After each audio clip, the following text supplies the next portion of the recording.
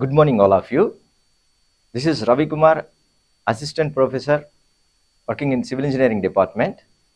Today, I would like to deliver the lecture from the course Mechanics of Materials, and the topic is Equilibrium Equations.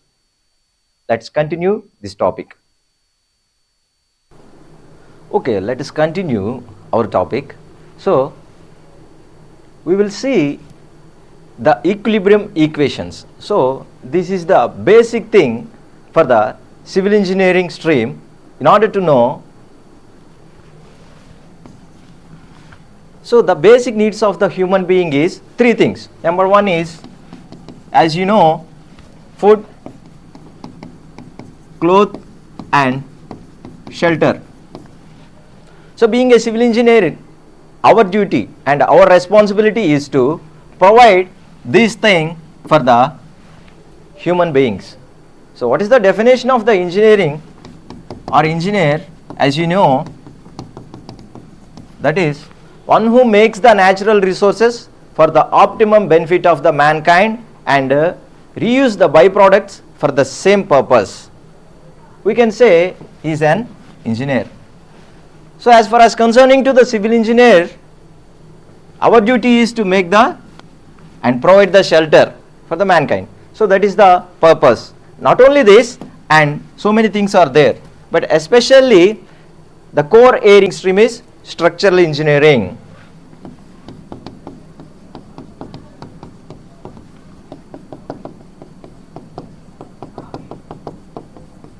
Okay.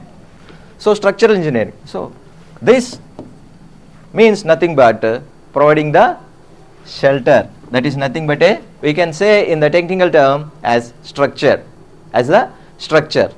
So, you can call it as a multi-stories building or skyscrapers or roads or bridges, dams, whatever that is. Every structure which is to be called as a structure that comes or that is plan, analyze and designed by the civil engineer only. So, the basic thing for this structural engineering, or this is the part of the civil engineering, we can see that is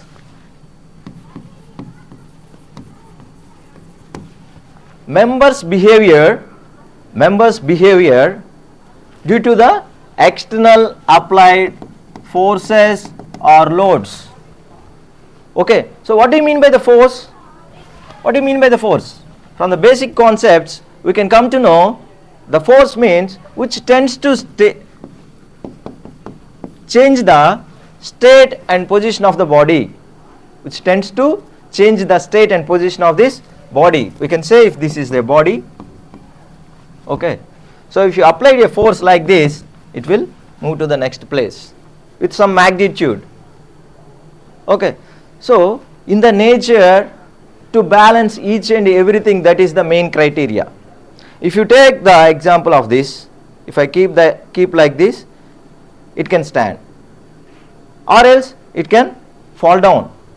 In the universe also, the universal law, that is every matter, everything, every member should be in the equilibrium state, then only it will sustain. That is the basic thing of the universal law. Okay, is it not? So, that is nothing but the equilibrium state. Okay. So, here in our concepts, we are having the equilibrium equations. Now, let us discuss about this equilibrium equations. We have the basic three equations are there.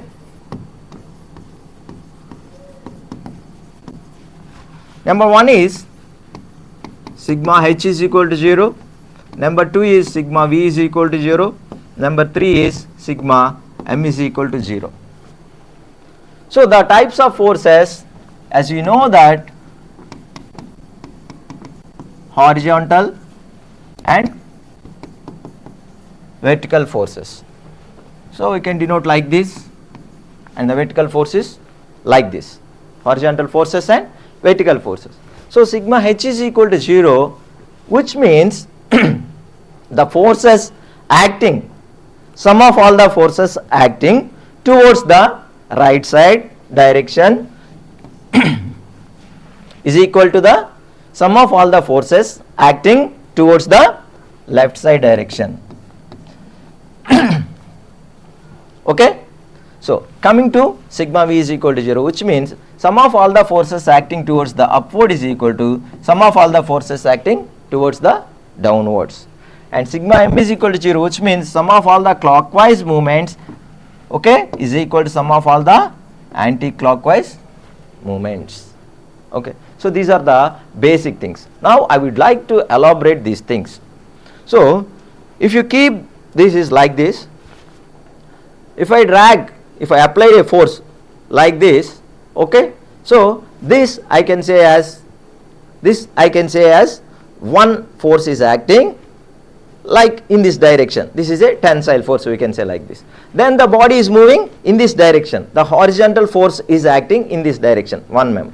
And if I say another force is acting towards like this, then it will be in the equilibrium stage. Why? Because if the force is acting in one side, due to this force it will move to this direction, and if the other force is acting in this direction, then the member the equal magnitude but in opposite direction, then the member will be in the equilibrium stage. Then we can say that is F1 is equal to F2, or horizontal force acting towards right side, horizontal force acting towards the left side, like this. We can say like this. And another example, if a member is like this and I apply the force in the downward direction, then it will goes down. This will be not the in equilibrium stage. With the equal magnitude, if I apply the force with the same magnitude in the opposite direction, then the member will be in the equilibrium stage. That's what we are discussing now. So this is the upward force, V up, V down. Okay. Next, coming to this movements. Sum of all the movements acting towards the clockwise direction. If we keep like this, this is the clockwise direction, and opposite to this anti-clockwise direction. So what do you mean by the movement? Let us take a beam and the force is acting like this.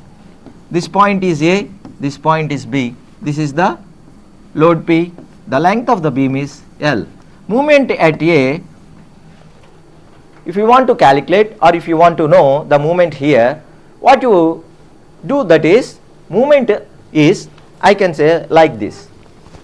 If I keep like this, so this is a cantilever beam.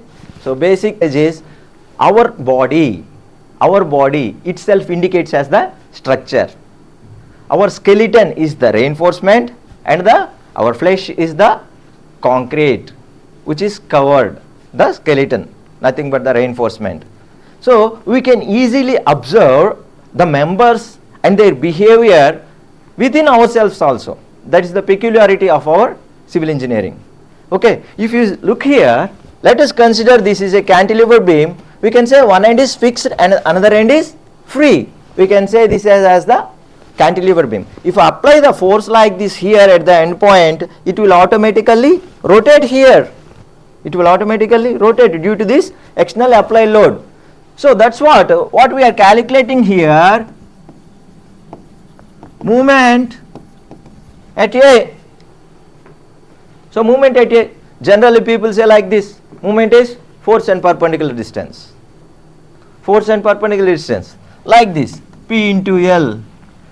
If this is in newtons and this is in meters, Newton meter. So if you go into the deep things, you can, this is the formula. But what I am asking is the definition. Force and movement, nothing but force and perpendicular distance from this we call as movement center, and this one as point of application of load, and that is as the point of application of load. So if you look here, the movement here, that is nothing but load and perpendicular distance from movement center to the point of application of load.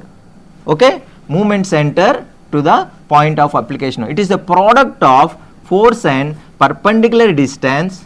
Perpendicular means, so perpendicular to this force. Okay, so force and perpendicular distance from the point of application of to the movement center, that is nothing but the moment.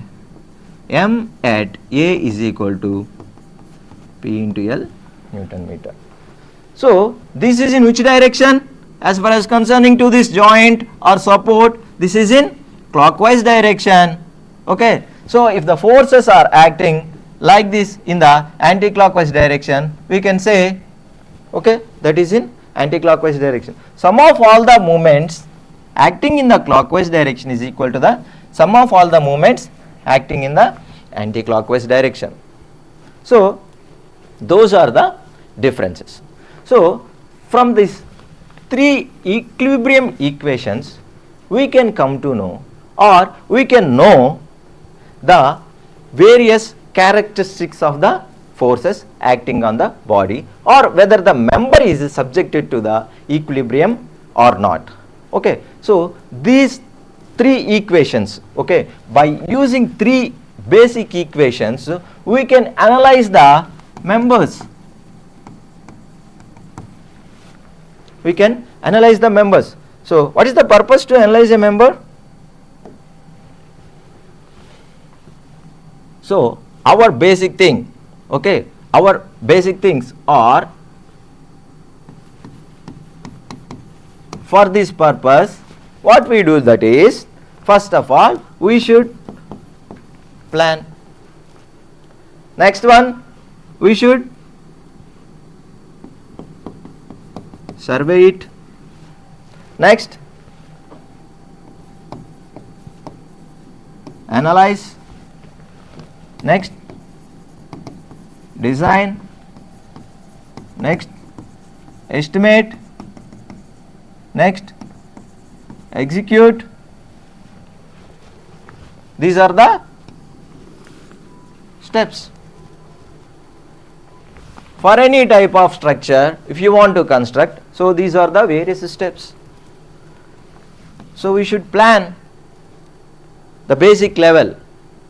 Later that we can survey that area. Okay.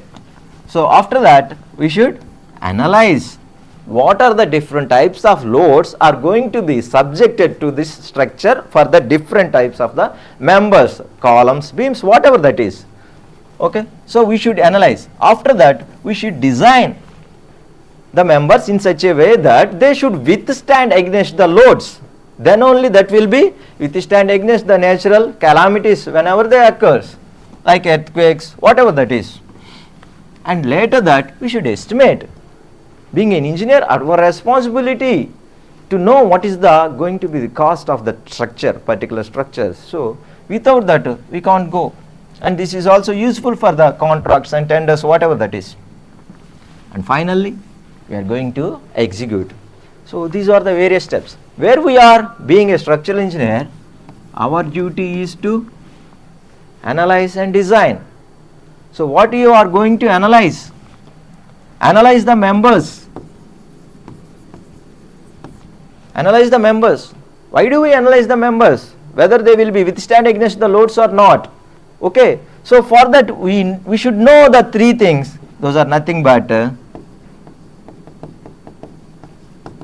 equilibrium equations. What we learned now, sigma h is equal to 0, sum of all the forces acting towards the right side direction is equal to sum of all the forces acting towards the left side direction. Sigma v is equal to 0, sum of all the vertical forces acting towards the downward. Sigma m is equal to 0, which is nothing but sum of all the clockwise movements acting towards the clockwise direction is equal to sum of all the movements acting in the anti-clockwise direction. Okay. With the help of these three equations, the basic analyzation will be occurred. Okay. So in the next class we are going to see the applications of these equilibrium equations. Thank you very much.